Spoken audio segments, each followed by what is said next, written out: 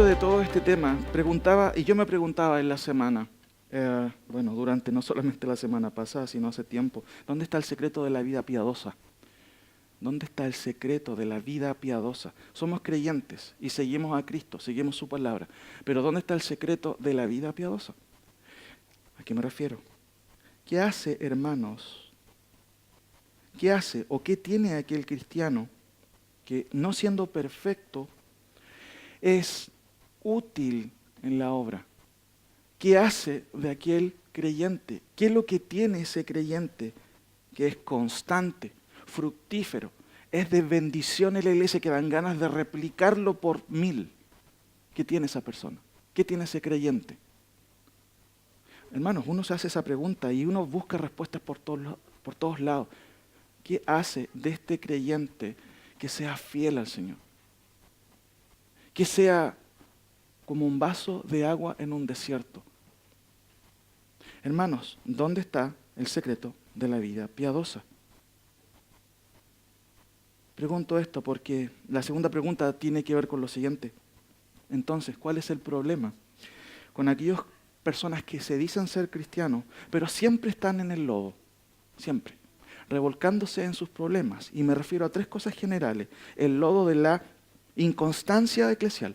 La Biblia dice, no dejando de congregarnos como algunos tienen por costumbre. Pero ¿por qué hay personas que siempre hay que estar diciéndole su responsabilidad? Y como el barro, muchas veces las personas se dan vuelta en el barro y nunca salen del barro. Se dan vuelta para el otro lado, manotean para acá, pero siguen en el lodo de la inconsistencia, ¿cierto? O la irregularidad cristiana. Otros siguen en el lodo de la ambigüedad doctrinal, no saben lo que creen aún, no están seguros, no sé si esto es así realmente, estoy dudando de lo que aprendí. ¿Será que el pastor está equivocado, el hermano que predicó? En realidad tengo mis dudas, ambigüedad doctrinal. ¿Qué conlleva eso? Desconfianza, inseguridad y también inestabilidad. Nunca saben lo que creen, nunca saben lo que quieren también. El lodo de la inconstancia existencial. Esta palabra es un poco grande, existencial. Ustedes pueden decir que ¿a qué se refiere? Bueno, el lodo de la inconstancia existencial es la inmadurez, hermano. Es no saber qué es lo que quiero para mi vida. Soy parte del cuerpo de Cristo, pero no sé qué es lo que quiero. Siempre tengo problemas, constantemente. ¿Cómo está, hermano? No, tengo este problema, tengo este problema, tengo este problema. Nunca esa persona está bien. Inconsistencia, ¿cierto? O inconstancia existencial. Fluctuaciones. Un día estoy súper bien, un día estoy en el suelo. O soy presa de las emociones, siempre. Siempre tengo un drama en mi vida y nunca puedo, ¿cierto?, apuntar hacia el camino correcto y estar avanzando con problemas, con dificultades, pero avanzando en la vida cristiana. Vuelvo a repetir, hermanos, ¿qué hace que una persona sea un cristiano piadoso? Que de verdad uno diga, wow, parece que algo pasó con esta persona, realmente hay cambios increíbles en ella. Hermanos, ¿qué hace que una persona tenga esas características? Pero al mismo tiempo, ¿qué hace que otras personas sigan constantemente en la irregularidad, llamándose cristianos, nunca avancen en la vida cristiana? Y yo mientras pensaba decía, bueno, ¿habrá una lista en la Biblia que me diga cuáles son los parámetros para yo atenerme? Ahora, por favor, vaya a Salmo 119. Salmo 119 y veamos el primer análisis que quiero hacer antes de abordar el pasaje de Romanos. Siempre me he preguntado, y hay dudas en mi corazón, ¿será que muchas personas dicen ser creyentes pero nunca de verdad lo han sido? Como hemos estudiado, hay personas que son aculturados, pueden aprender canciones evangélicas y se las cantan de memoria. Pueden aprender la liturgia del culto. No, ahora cállate porque ahora viene la oración, así que tienes que estar callado. Hermanos, pueden aprender un montón de cosas, pero aún así no son creyentes verdaderos. Y examinamos hace un tiempo en Victoria con los hermanos de la oración el Salmo 119. Y yo decía, wow, qué interesante. Aquí veo un modelo de alguien piadoso. ¿Y cuáles son sus reacciones? Vea, por ejemplo, Salmo 119, 23.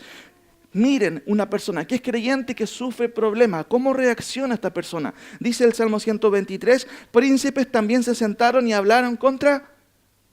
Hermanos, ¿cuál es la reacción de este salmista? ¿Cuál es la reacción del piadoso frente a los problemas? Versículo El mismo versículo, la parte B, dice, mas tu siervo meditaba en sus estatutos. Sáltese al Salmo 119, el mismo capítulo, versículo 61.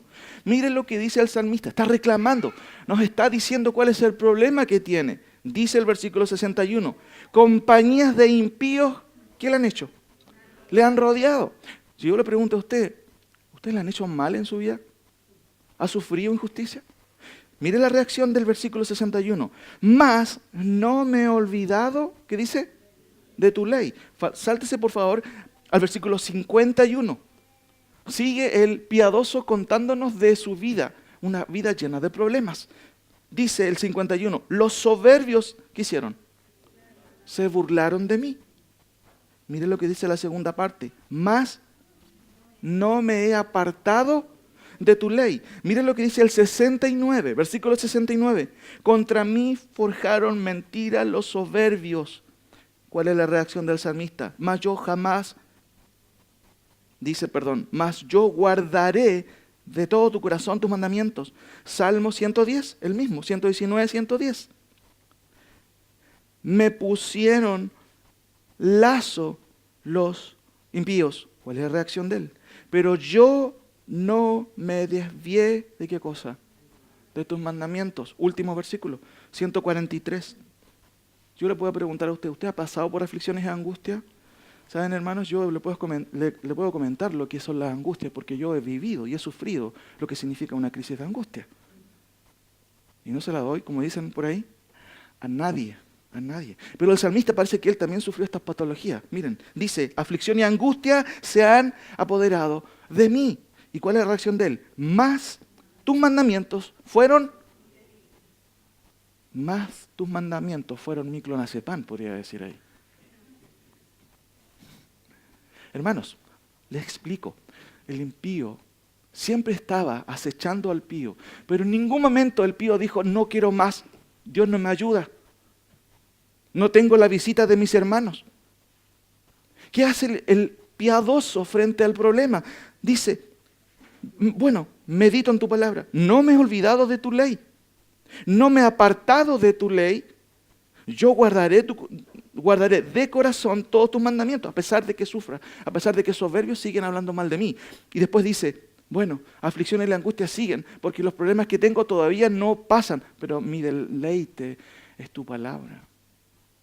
Hermanos, si yo le pregunto a usted, ¿usted ha sufrido en su vida cristiana? Por supuesto, todos hemos sufrido. ¿Tiene problemas? ¿Por qué entonces los problemas muchas veces, en vez de acercarnos al Señor, qué hacen? Nos apartamos y nos alejamos, culpando a todo el mundo.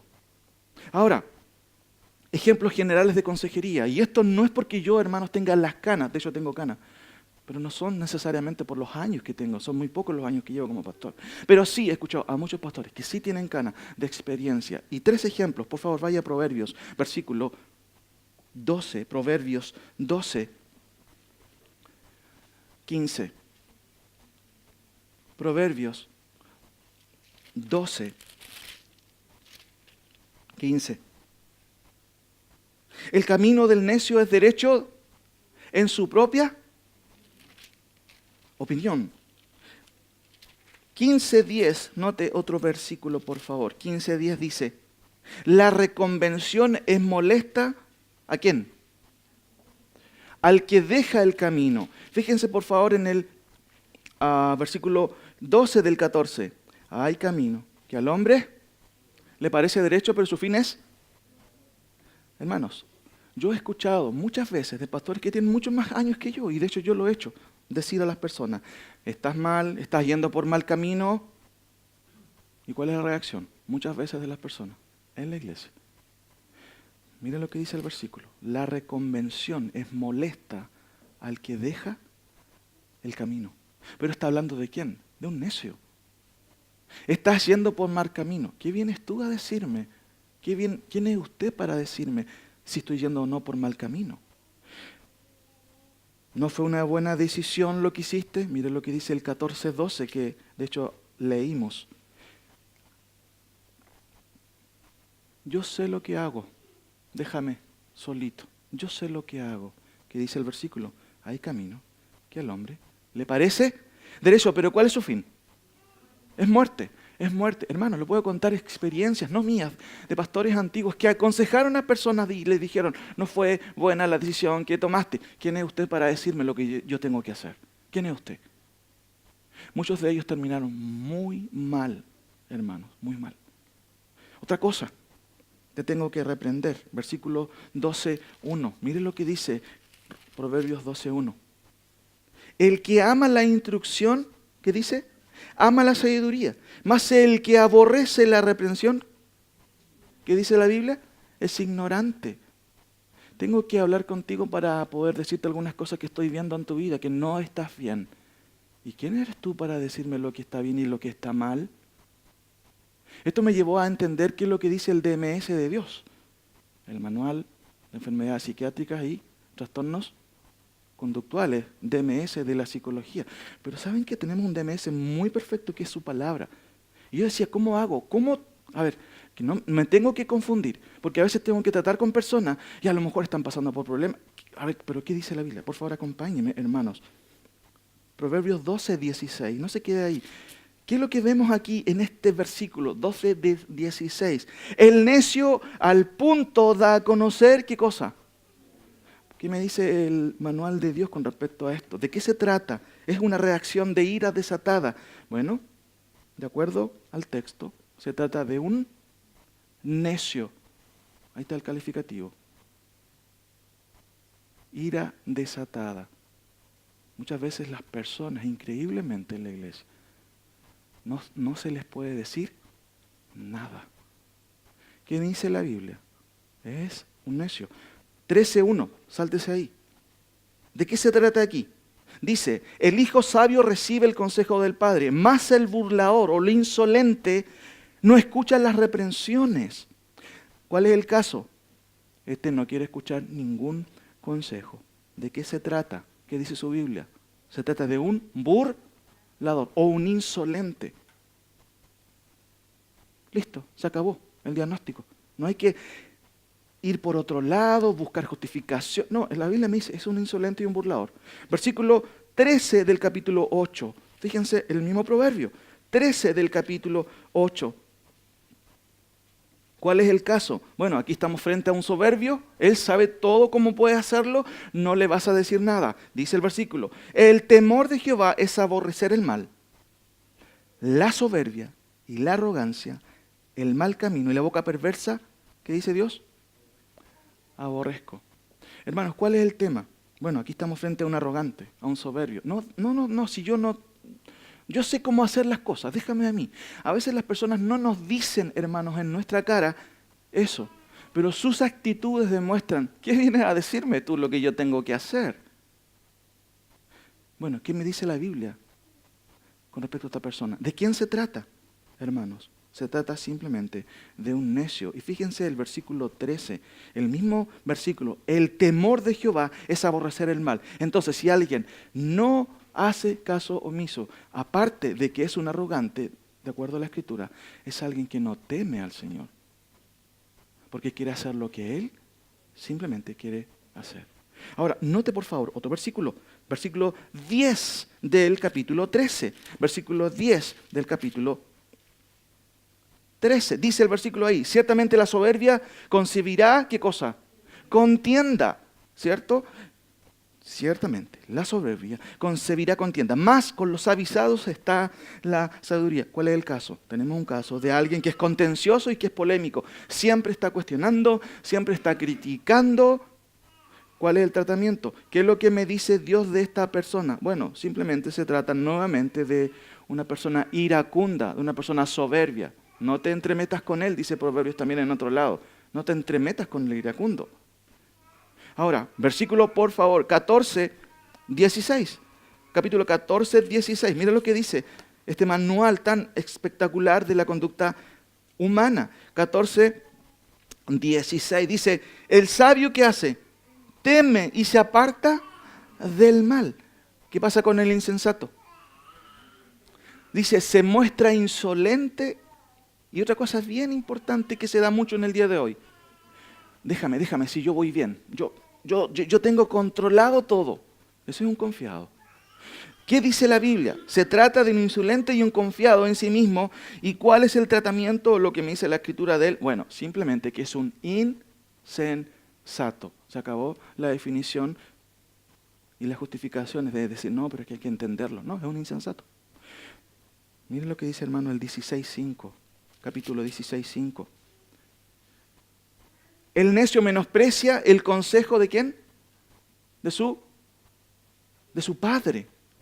El necio menosprecia el consejo de su padre, mas el que guarda la corrección vendrá a ser, ¿qué dice su Biblia? Prudente. Hermanos, ¿cuál es la idea? Alguien que rechaza el consejo de su padre es una persona altiva. Ayer recordamos uno de los mandamientos. Honra a tu padre y a tu madre. Pero acá no se trata claramente de este ejemplo, es un ejemplo contrario, porque el versículo nos dice que el necio menosprecia el consejo de su padre. ¿De quién se trata? El texto lo dice claramente. ¿Se trata de quién? De un necio. Ahora, miren qué interesante, el versículo agrega otra cosa más. El necio menosprecia el consejo de su padre, mas el que guarda la corrección vendrá a ser prudente. Una gran diferencia, una gran diferencia. El 16.5, hermanos. ¿Qué pasa con la persona altiva?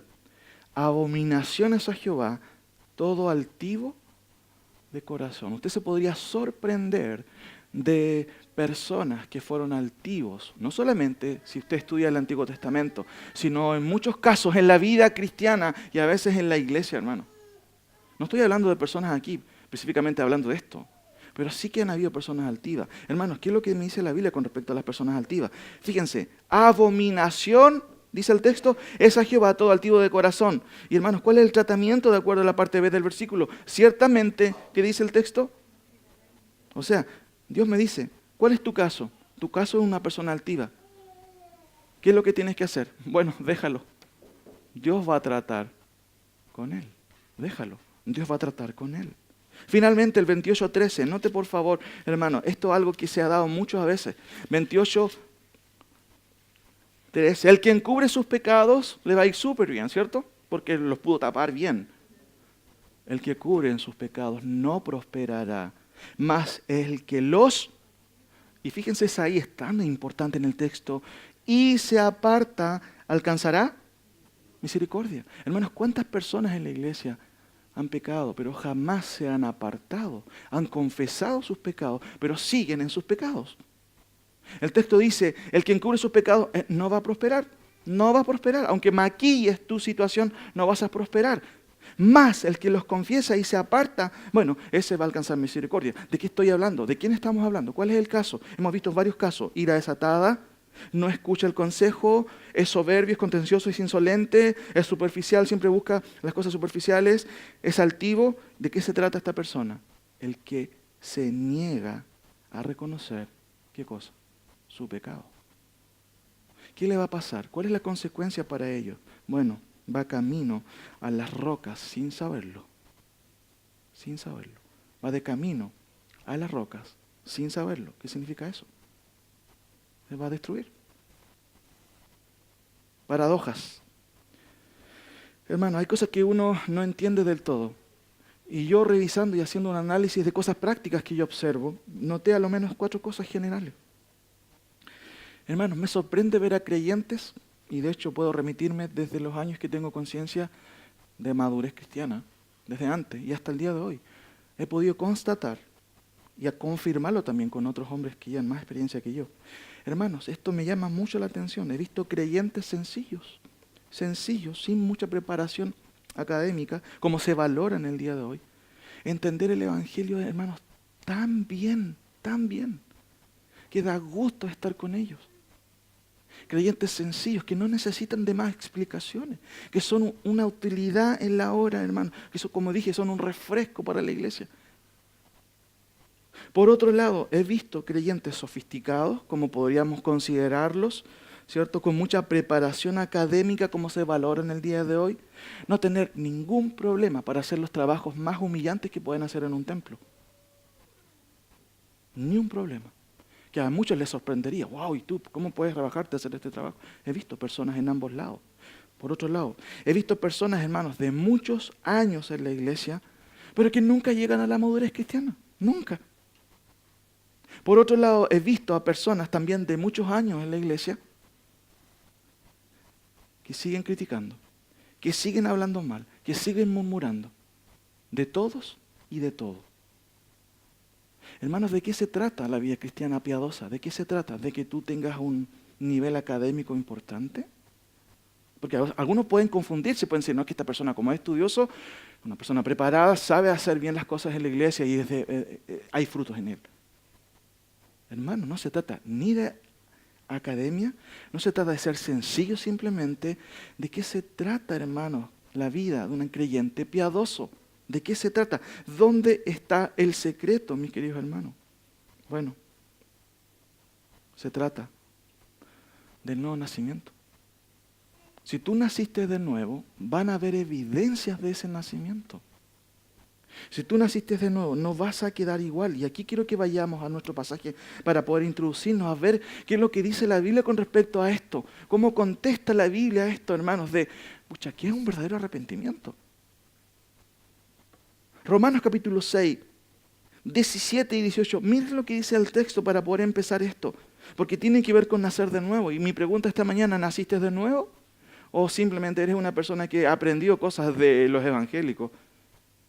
Naciste de nuevo, porque si naciste de nuevo, tu vida va a ser diferente. Mira lo que dice el texto, Romanos 6, 17 y 18. Pero gracias a Dios, que aunque erais esclavos del pecado, habéis obedecido de corazón aquella forma que dice su Biblia, de doctrina. Hermanos, la vida cristiana es doctrina. Dice, aquella forma de doctrina a la cual fuisteis entregados y libertados del pecado, vinisteis a ser siervos, que dice su Biblia, de justicia. O sea, eras esclavo, Dios te liberó, pero ahora no te quedas en la banca sentado. ¿Qué haces? Sirves al Señor.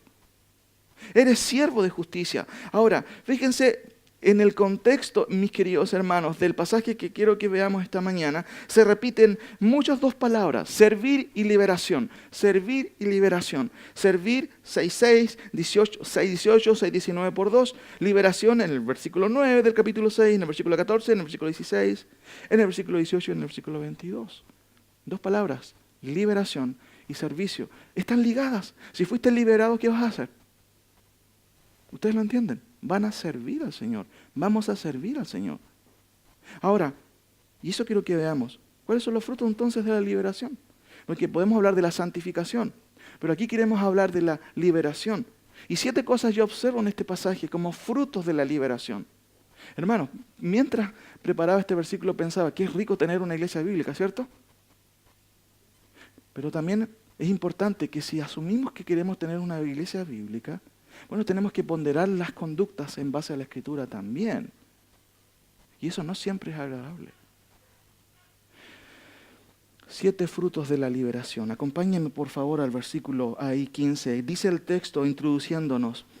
¿Qué pues? ¿Pecaremos porque no estamos bajo la ley sino bajo la gracia? El texto dice, ni se te ocurra pensarlo. No tienes libertad para hacer lo que quieres. Versículo 16. ¿No sabes, no te has dado cuenta que si te sometes a alguien como esclavo para obedecerle, bueno, es porque simplemente eres, ¿qué cosa? Eres un esclavo. Y dice el texto, soy esclavo de aquel a quien obedecís, sea del pecado para muerte o sea de la obediencia para la justicia. No hay neutralidad. Dice Pablo, o eres esclavo de Cristo o sigues siendo esclavo de ¿quién? Del pecado. Y cuando yo me refiero del pecado, sigues siendo esclavo de tu corazón perverso, sigues siendo esclavo de tus emociones, sigues siendo esclavo de tu inestabilidad espiritual, si se puede llamar espiritualidad espiritual, vale la redundancia. Sigues siendo esclavo. Ahora, ¿qué dice el texto? Pero, y ese pero cambia todo el texto. Miren, 17, pero gracias a Dios, porque la obra de salvación ¿de quién es?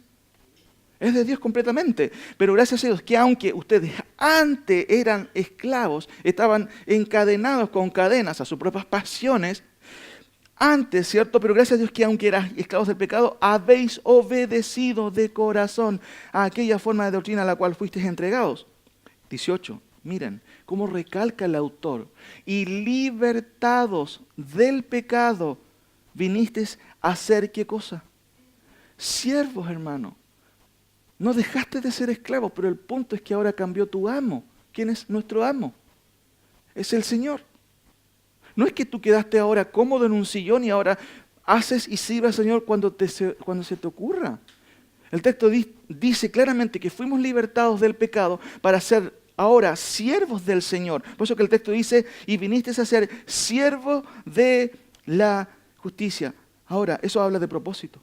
Liberación, si Dios me liberó, ahora el propósito de mi vida es diferente. Apunto hacia otro lado. 7 cosas. Menciono la primera. Versículo 19. Vemos ahí claramente lo primero. Dice ahí, hablo como humano, por vuestra humana debilidad, que así como para iniquidad presentasteis vuestros miembros, para servir a la inmundicia y a la iniquidad, así ahora, dice el texto, para santificación presentad vuestros miembros para servir a qué cosa. ¿De qué está hablando el texto? Hermano, está hablando de complételo usted. Disposición. El primer fruto de la liberación es que yo estoy dispuesto a servir. No tenemos que andar, y me recuerdo a mis abuelos, cuando él conducía su carreta hacia el campo, tenía que andar con un palo muy grande que se llama garrocha. ¿Para qué? Porque tenía que estar constantemente punzando a los bueyes para que ellos no perdieran el énfasis y el propósito de llegar a la meta. Hermanos, parece que a veces necesitamos tener un garroche con algunas personas. Porque si no les hacemos así, no andan. El texto está hablando de disposición, mis queridos hermanos. Si usted es creyente, ha sido liberado, lo primero que usted va a tener dispuesto a hacer, sabes que necesitamos hacer algo. Tú podrías hacer, no, es que yo no puedo. Sabes, necesitamos hacer esto, otro. Tú estarías comprometido, no, es que lo que pasa es que tengo que hacer otro. Cero disposición. Cero disposición. El texto me habla, uno de los frutos de la liberación es que tú estás dispuesto a servir. ¿Se acuerdan cuando Pablo, enfurecido contra estos cristianos que adoraban a este Cristo crucificado, es encontrado por el propio Señor? ¿Saben lo que dijo Pablo? Una de las primeras cosas que dijo. ¿Se acuerdan? Hechos 9. Señor, ¿qué quieres que haga? ¿Qué es eso? Es disposición. Leo nuevamente. Hablo como humano, por vuestra humana debilidad, que así como para iniquidad, ante ustedes se gozaban presentando sus cuerpos de parranda en parranda, es como que estuviera diciendo el apóstol, porque presentaban sus mismos para eso, para recibir a la inmundicia. Se gozaban, les gustaba estar ahí. Dice el texto, así, ahora, que ustedes fueron liberados, ahora, para santificación presentar vuestros miembros. ¿Pero para qué? Para servir a la justicia. Lo primero. ¿Cuál es el fruto? Uno de los primeros frutos, la disposición. Segunda cosa, versículo 19b. Está ahí mismo, dice, así ahora, para santificación, presentar vuestros miembros. Hermanos, ¿qué nos dice aparte de este versículo en la segunda parte? Así ahora, para santificación, presentar vuestros miembros. Lo primero es disposición. ¿Cuál es lo segundo? Que está en el texto implícito ahí. Lo segundo es enfoque. ¿Qué es el enfoque? Generalmente lo usamos, esta palabra se usa mucho en fotografía, ¿cierto? No está bien enfocado, dicen las personas. Tienes que enfocar bien. ¿A qué se refiere con el enfoque, hermano? Es estar apuntando correctamente al lugar preciso. Miren, de pasada el versículo nos dice, y nos habla de la disposición a servir. Señor, ¿qué quieres que haga? No está con problemas existenciales esta persona aquí. No, lo que pasa es que tengo un problema en mi corazón, que aquí y allá, que... No, está súper claro. Sabe que a pesar de que tiene un problema, tiene que estar dispuesto a servir a su Señor. Ahora, segunda cosa, así ahora para santificación presentar a vuestros miembros para servir a la justicia. Eso está hablando de enfoque también. ¿Cuál es el enfoque de la vida cristiana? Sentarme y recibir.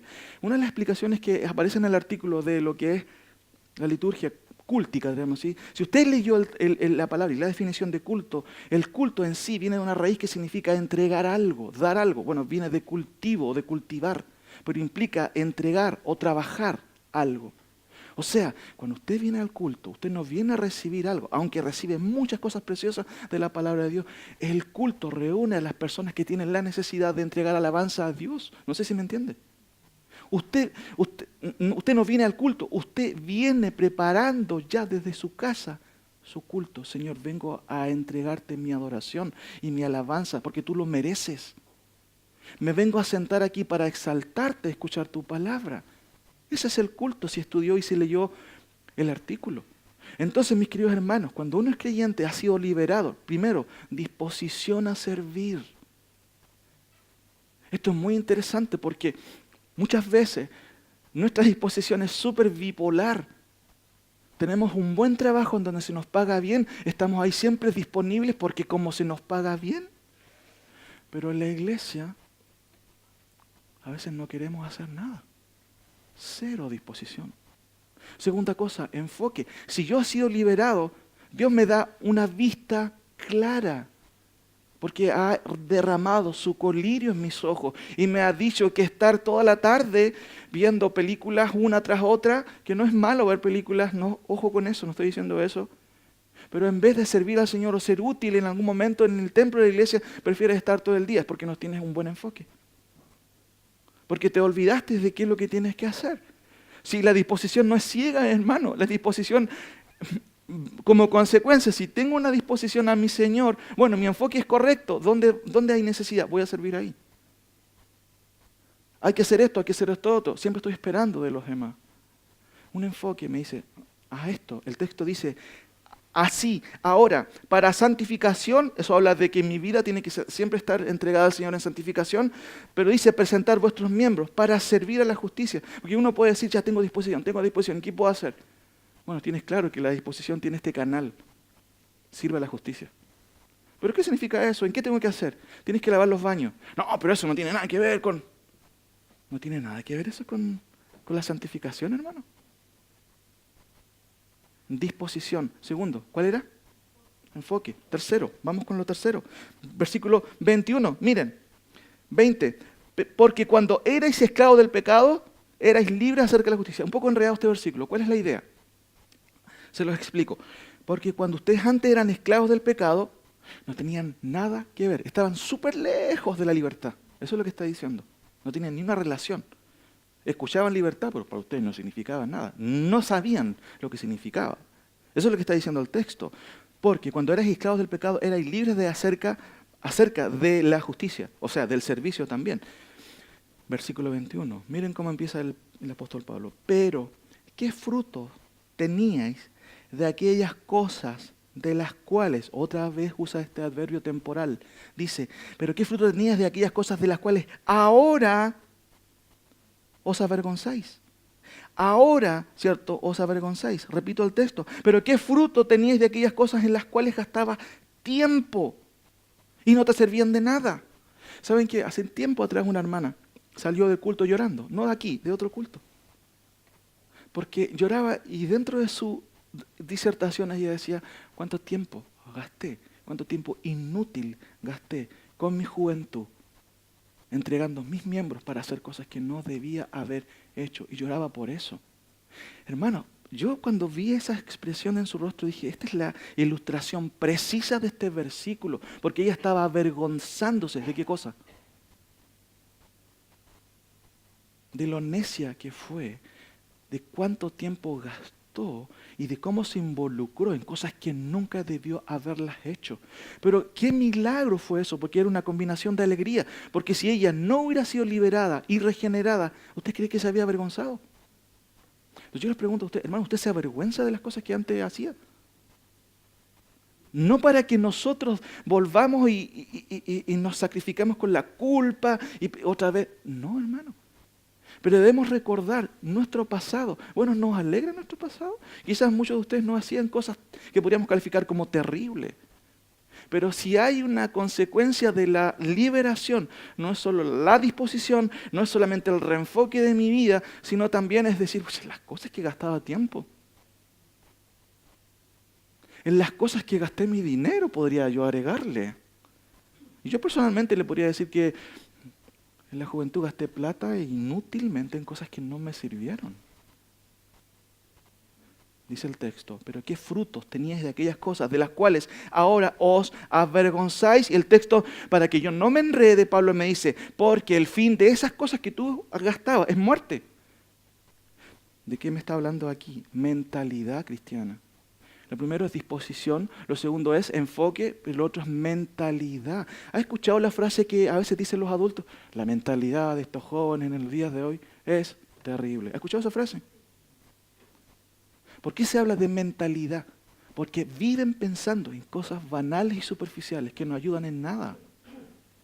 Pero muchas veces, hermanos, nosotros en la vida cristiana, ¿cuál es nuestra mentalidad? Bueno, si puedo ir a la iglesia, bueno, ya, que yo dé ofrenda, ya, eso es mi compromiso. Una mentalidad totalmente pobre y superficial de lo que es la vida cristiana. Hace rato escuchamos acerca de quién es Dios. ¿Por qué nosotros oramos y pedimos al Señor que Él nos ayude? Pero también exaltamos y alabábamos su nombre. Y escuché por ahí, si no mal escuché, no sé si usted escuchó algo herético, pero yo escuché que Dios era temible. ¿Escuchó eso, no? Pero parece que a veces en nuestra vida eso no significa nada. Nada, nada. Porque nos da a veces la misma, hermano. Si yo he sido liberado, ¿qué voy a tener en primer lugar? Bien, gratitud, pero viendo el texto, disposición. Segunda cosa, enfoque. Enfoque. Y aquí es muy interesante porque hay un dicho de un anciano de una iglesia que mi papá fue pastor que decía, era un poco chistoso, él decía, este está chuteando fuera del arco. Aquí hay varios futboleros. ¿Qué significa chutear fuera del arco? ¿Qué pasa cuando un jugador está chuteando fuera del arco? Lo más probable lo cambien, ¿cierto? Porque ¿dónde tiene que apuntar? Adentro del arco. Enfoque, disposición, enfoque.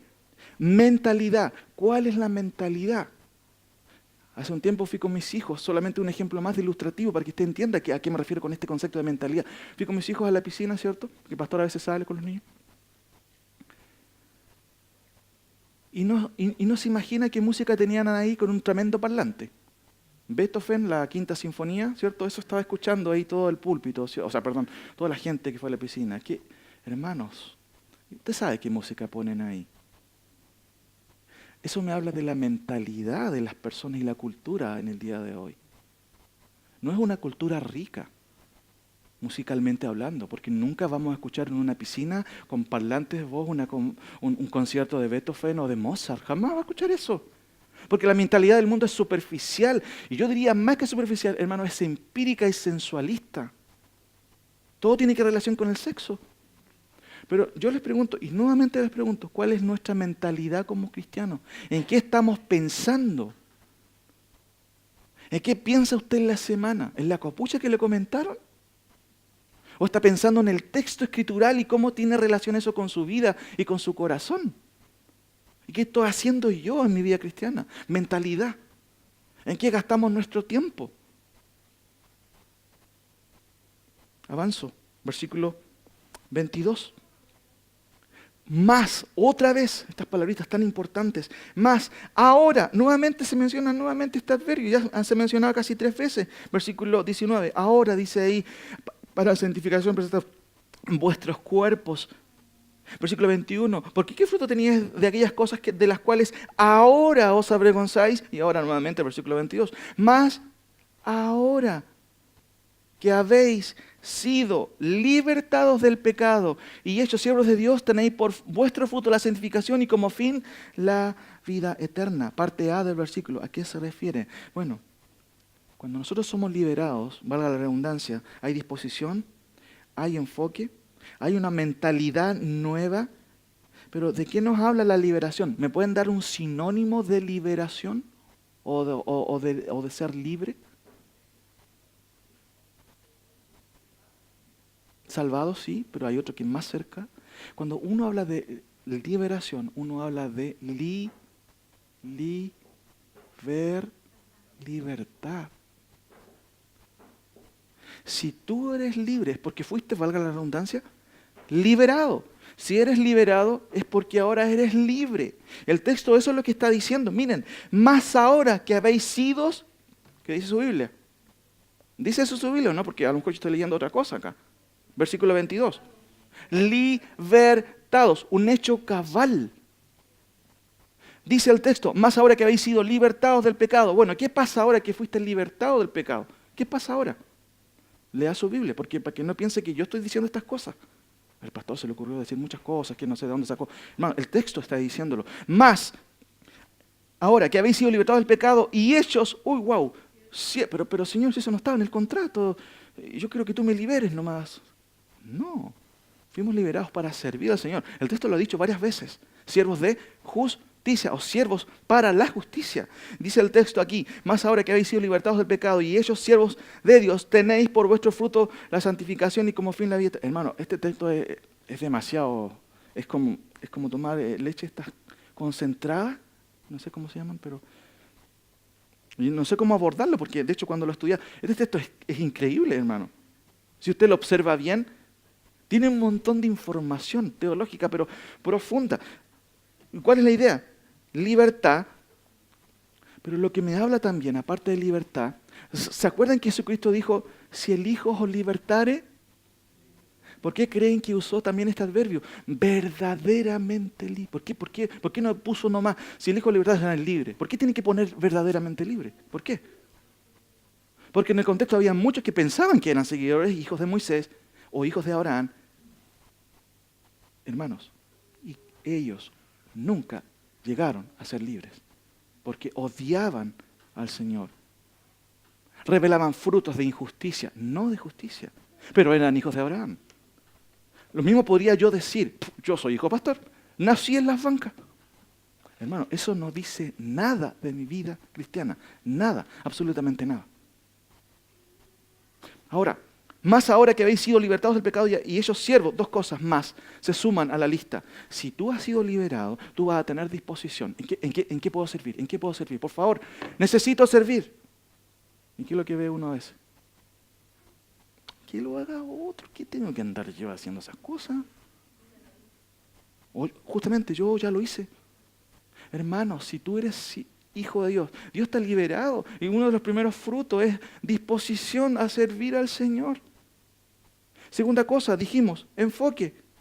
Sabes hacia dónde apuntar y dónde es el punto, ¿cierto? Mentalidad, piensas cosas que no son superficiales. Tercero, libertad. Eso es evidente en el texto. Segundo, servicio, porque está ligado. Libertad, servicio, libertad, servicio. Fuiste liberado, vas a servir. Entonces yo le pregunto a usted, ¿en qué está sirviendo ahora? ¿Dónde están demostrando que a ese Cristo que siguen y dicen creer? Bueno, ¿dónde está el ejercicio para él? Servicio, libertad y servicio. Pero fíjense, versículo 22c.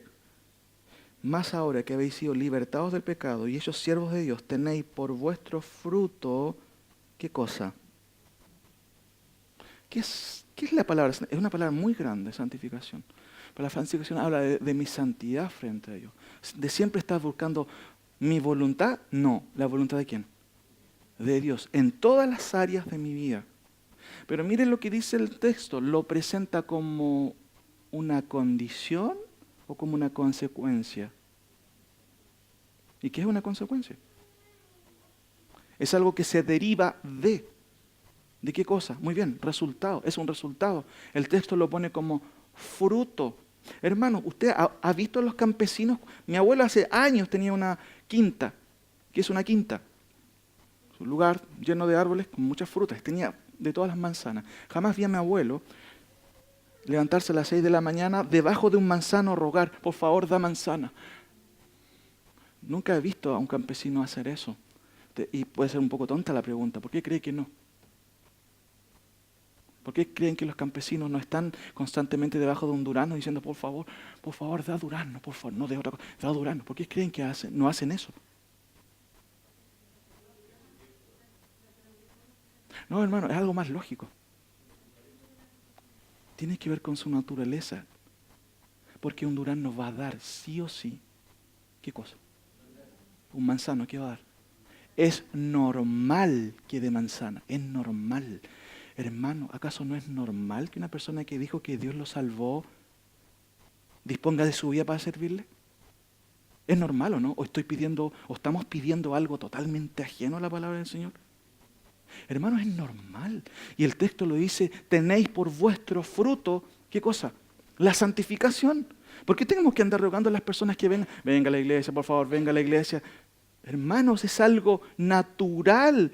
Si usted fue salvado por el Señor, usted va a querer estar aquí el domingo, en la mañana, escuchando la palabra del Señor, en comparación a toda la semana que tiene para usted.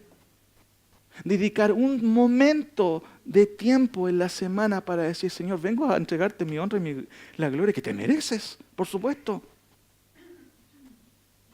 Tenéis por vuestro fruto la santificación. Hermanos, la santificación es una consecuencia de la justificación. La justificación es el acto por el cual Dios nos declara justos delante de Dios por medio del sacrificio de Cristo.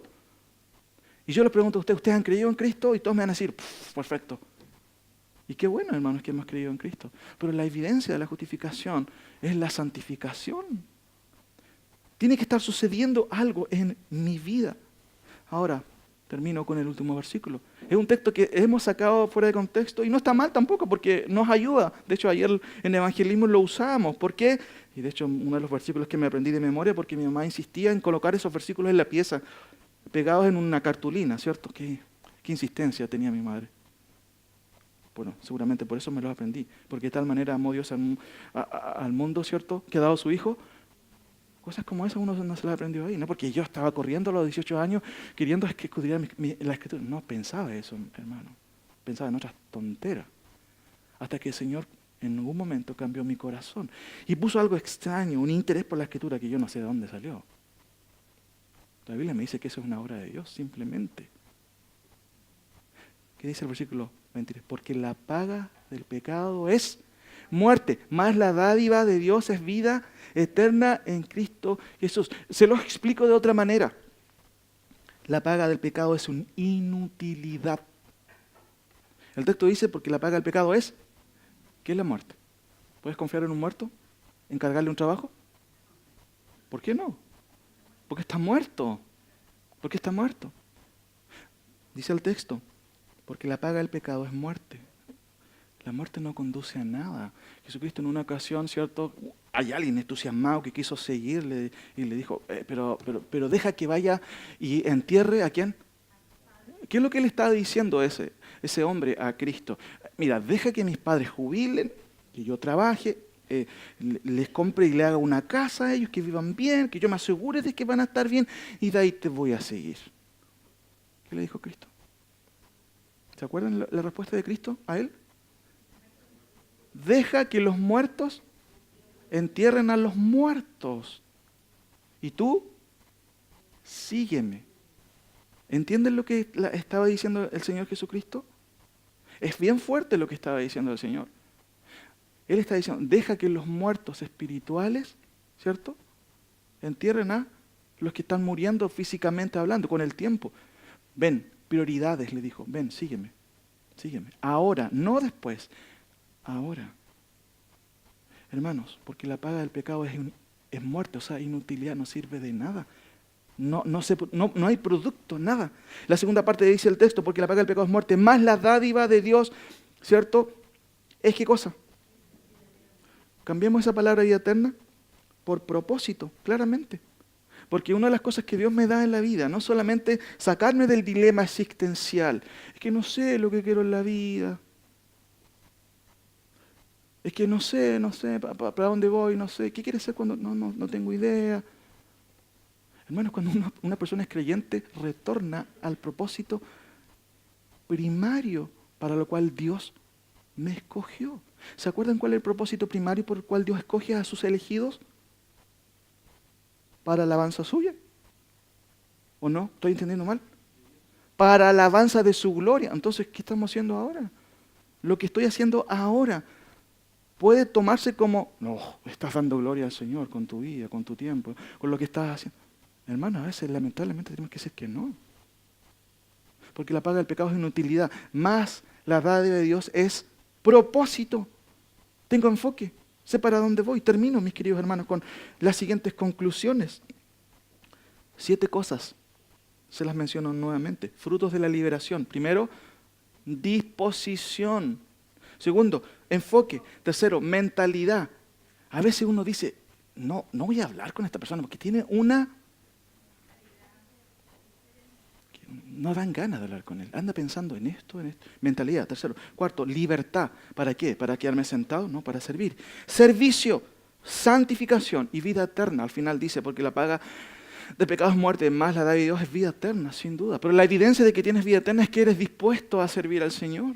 De que tienes un enfoque claro y se te puede confiar una tarea, se te puede decir, ven, quiero que hables con esta persona porque yo sé que tú le vas a decir un buen consejo. Hermanos queridos, la palabra ovejas aparece muchas veces en la Biblia. Se usa metafóricamente y también literalmente. Y miren las palabras del Señor. Estoy terminando, mis queridos hermanos. Mateo 25:33. No lo busquen, yo les voy a dar lectura, pongan atención.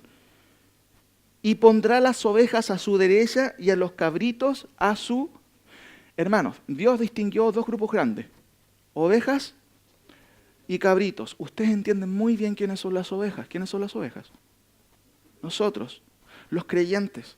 Pero también hay personas que son cabritos. ¿Por qué Él tuvo la necesidad de hacer esa diferencia? Lee otro versículo. Juan 10:11. Yo soy el buen pastor. El buen pastor su vida da ¿por quién? Oh, pero ¿cómo? ¿Y no va a dar la vida por los cabritos? Es una clase no sé, pues de discriminación acá. Leo de nuevo porque a lo mejor leí mal. A ver. Yo soy el buen pastor su vida da por las ovejas. Lucas 15:4. ¿Qué hombre de vosotros teniendo cuántas ovejas? 100 ovejas. Se pierde una de ellas, nos deja las 99 en el desierto y va tras la que se perdió. ¿Has escuchado ese cántico de las 100 ovejas? Un clásico. Pero se da cuenta de que, la que se pierde es una... ¿Y Cristo va a buscar qué cosa? A una oveja. No va a buscar a un cabrito. Va a buscar la oveja perdida. No olvidamos de eso. Oh, el pastor, bacán, este pastor fue a buscar a la oveja. Pero es oveja. Leo otro versículo. Juan 10:27. Usted lo sabe de memoria. Mis ovejas oyen mi voz. Yo les doy masajes, aliento psicológico, ¿qué más? Incentivos para que no se defrauden de las cosas que yo le pido, que son muchas. No, el texto dice, mis ovejas oyen mi voz. ¿Se dan cuenta del pastor? ¿Y qué más hace? De acuerdo al texto. Mis ovejas oyen mi voz. Pero el texto añade algo, ahí en los mejores manuscritos no está, pero en algún otro manuscrito sí aparece. Dice, mis ovejas oyen mi voz, con discipulado o sin discipulado, con visita o sin visita.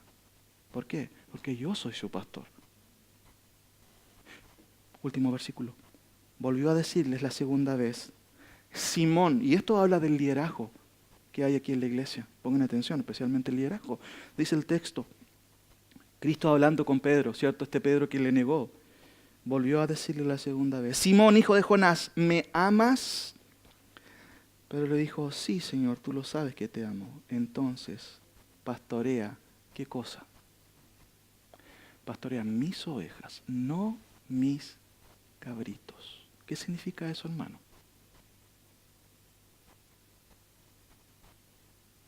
Cristo dio su vida ¿por quién? Por sus ovejas. Mandó a pastorear, ¿qué cosa? Sus ovejas. No mandó a pastorear algo que no sean las ovejas. Puede que hayan ovejas inmaduras, ¿sí? Pueden que hayan ovejas un poquito difíciles, pero no nos confundamos. Hay una línea bastante fina entre lo que es una oveja y lo que es una cabra. Hermanos, el gran pastor, de hecho, si hay una palabra que se menciona en la Biblia como singular, porque la Biblia habla de pastores plural, pero si hay un solo pastor en la Escritura, ¿saben cuál es ese? Es Cristo. Todas las palabras que yo les mencioné son las palabras del gran pastor. Al menos mi jefe, si podría decirlo así, porque mi jefe no es el cuerpo de pastores. Ya está bien, sí, administrativamente sí, pero mi pastor es Cristo, Él es mi jefe. Y yo voy a poner atención a lo que Él me dice, porque me dice pastorea mis ovejas, le dijo a Simón. Ahora, termino con esto. Hermanos, Cristo además dijo estas palabras, no solo para ahuyentar a los ladrones. Recuerden que en el contexto siempre habían personas que robaban las ovejas. ¿Cómo se llaman esas personas? Porque si son las ovejas, los creyentes, Los cabritos son los incrédulos, los falsos creyentes, pero también hay otro grupo de personas que roban. Ladrones. ¿Se acuerdan que muchas veces Jesús usaba un cayado para qué? No solamente para proteger a las ovejas, sino también para darles a quienes. A los ladrones que venían a hurtar y robar las ovejas del Señor. Hermanos, y esto lo digo no lejos de todo orgullo, hermanos, y lejos de todo descuido. Hermanos, yo no me quiero interponer entre lo que Dios define quiénes son sus ovejas y lo que a mí se me ocurra son sus ovejas. Por eso, mis queridos hermanos, si usted es oveja, usted va a oír la palabra del Señor. Y hay una cosa que yo les dije al principio y con esto voy terminando y termino. Es rico tener una iglesia bíblica, es rico estar así, es rico. Y es genial, igual si se predica la Escritura en la Biblia. Y se predica fielmente la Escritura. Hermanos, pero también asumir tener una iglesia bíblica es asumir que muchas veces necesitamos exhortar fuertemente a quienes son parte de la iglesia. ¿Saben ustedes que la Biblia también habla de disciplina? ¿Y usted sabe a qué clase de personas disciplina a Dios? Porque a quienes Él ama, disciplina. Hermanos, y con esto termino. Hay cosas tan evidentes en la Escritura para las ovejas. Si tú eres oveja, bueno, ¿se acuerdan de lo que estudiamos en Hebreo? Si realmente eres oveja, no endurezcas, ¿qué cosa? Tu corazón. Porque si yo, de acuerdo a esta evidencia escritural, veo que tú no eres oveja, hermanos, yo no me voy a interponer entre lo que Dios hace con su palabra. Porque una de las cosas que hace la palabra es atraer a sus ovejas al pastor. Pero otra cosa que hace la palabra, ¿saben lo que es? Es alejar a quienes no son del redil. Entonces yo le pregunto a ustedes, ¿Dios los ha liberado? ¿Nos ha liberado el Señor realmente?